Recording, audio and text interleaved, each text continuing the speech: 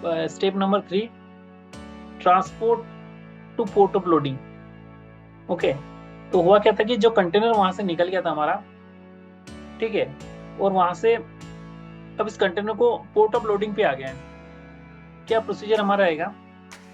Container are transported to the port loading by road और rail, export custom clearance, export documentation is submitted for the custom clearance at origin. यहाँ पे देखो, important चीज यह है कि कंटेनर्स जब वहां से निकला तो हमने यहाँ से कार्गो को, यहाँ से एजेंट हायर किया, उस एजेंट ने कंटेनर को पिक किया, हमने सप्लायर से कांटेक्ट किया कि हमारे ये कंटेनर वहां से पिक कर लो, इस लोकेशन पे आपको मिलेंगे, उसने पिक कर दिया।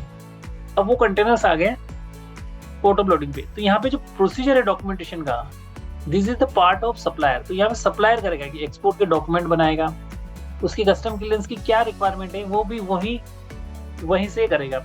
ठीक है, तो यहाँ पे करने वाला कौन है?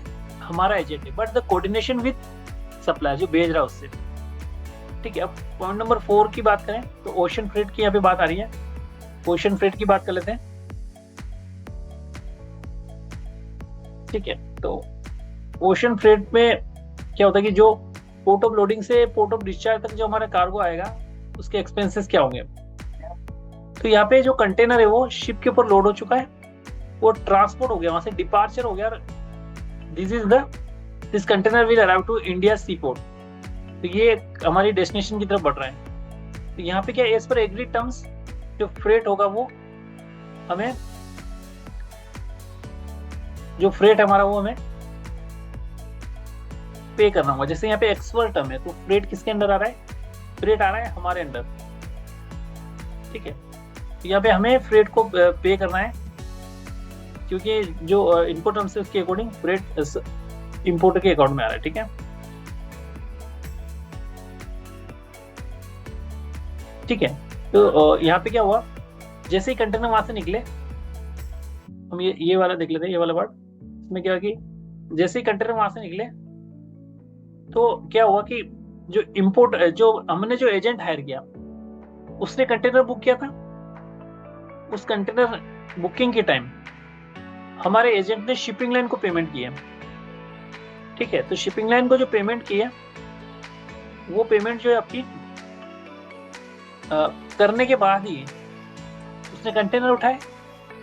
ठीक है, तो यहाँ पे क्या हो गया, हमारे एजेंट ने पेमेंट कर दिया, इसको कर दिया शिपिंग लाइन को, शिपिंग लाइन को पेमेंट कर दिया। और ये शिपिंग लाइन की पेमेंट करने के बाद शिपिंग लाइन ने बोल दिया कि ये कंटेनर यहाँ से उठा लो और लोड करके भेज दो। तो वहां से हमारा ETD हो गया, वहां से कंटेनर निकल चुके हैं। अब जो कंटेनर से, अब यहाँ पे क्या हो रहा है कि हमारे एजेंट ने पेमेंट कर दी है शिपिंग लाइन को, अब जो हमारा एजेंट वो हमें बिल करेगा। ठीक है, तो यहाँ पे पाइप नंबर स्टेप पे जाए तो अराइवल एट डेस्टिनेशन।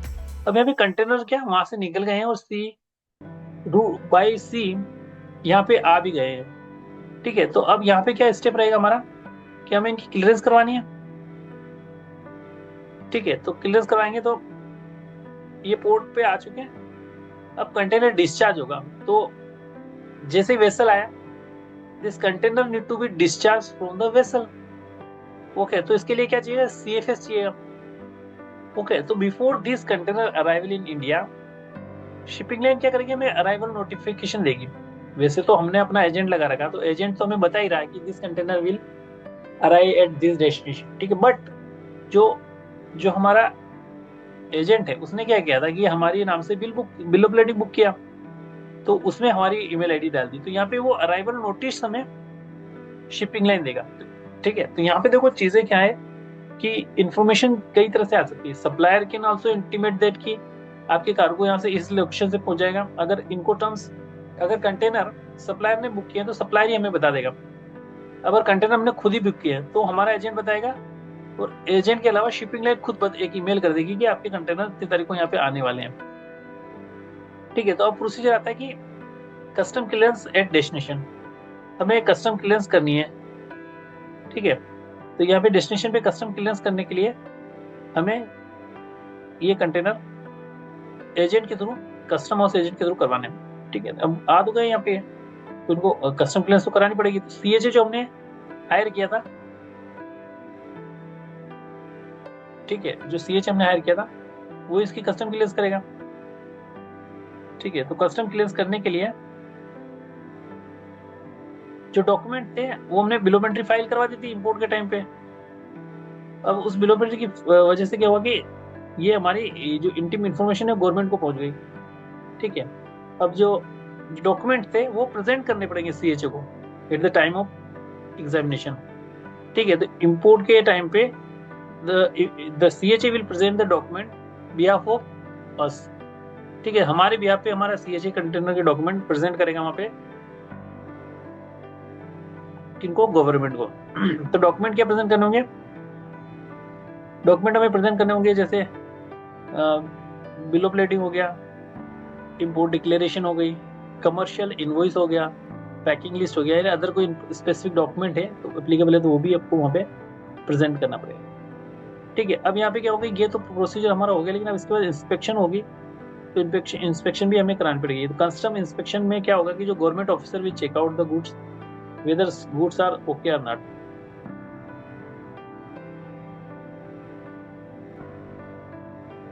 ठीक है। तो यहाँ पे क्या हुआ, जो हमारा CHA है, तो CHA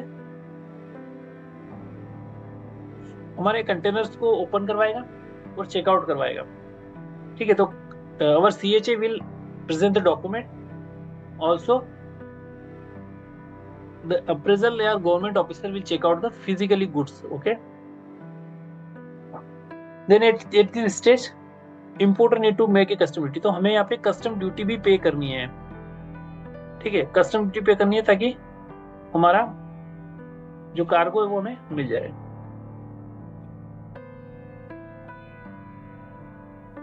तो कस्टम ड्यूटी पे करने के बाद कार्गो हमें मिल जाएगा, ठीक है। तो कस्टम में inspect the goods, ensure the compliance and regulations, कि जो कार्गो हमने इंपोर्ट किया है दैट कार्गो इज ओके और नॉट, मतलब कि कार्गो हमने इंपोर्ट किया है वो एज पर रेगुलेशन है कि नहीं है।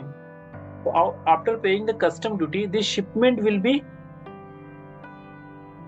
Out of charge from the custom, okay. तो यहाँ पे shipment will out of charge हो जाएगी।